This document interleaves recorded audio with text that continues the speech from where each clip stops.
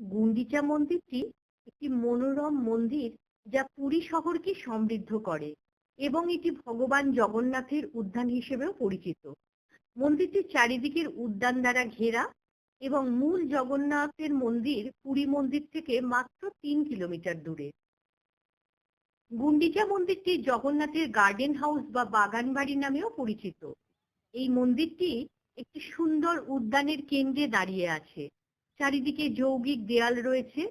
এটি জগন্নাথের মন্দির এবং মন্দিরটি হালকা ধূসর বেলে পাথর ব্যবহার করে এবং স্থাপত্যগতভাবে নির্মিত হয়েছে।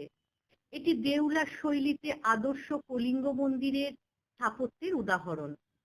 গুন্ডিচা মন্দিরের কমপ্লেক্সটিতে 4টি উপাদান রয়েছে: বিমান, যেটা গর্ভগৃহের টাওয়ার কাঠামো; জগমোহন, যেটা সমাবেশ হল; নাট মণ্ডপ, যেটা উৎসব হল; এবং ভোগ মণ্ডপ, যেটা নৈবেদ্যের হল। একটি ছোট প্যাসেজের সাথে একটি রান্নাঘরও রয়েছে। রথযাত্রার প্রথম দিন দেবতাদের মূল মন্দির থেকে গুন্ডিচা মন্দিরে রথে করে নিয়ে যাওয়া হয়। এটি পুরীর বিখ্যাত রথযাত্রা উৎসব।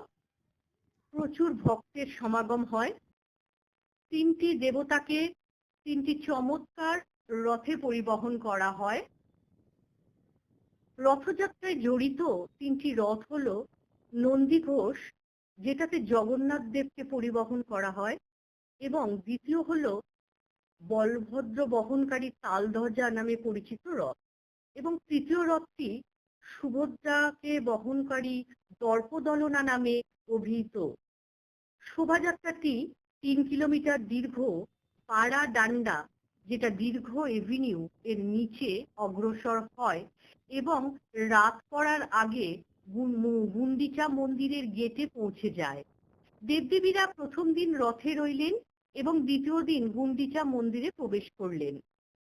7 দিনের এই রথযাত্রা উৎসবে গুন্ডিচা মন্দিরে প্রভু জগন্নাথ দেবের, বলরামের এবং সুভদ্রা দেবীর পূজা করা হয়।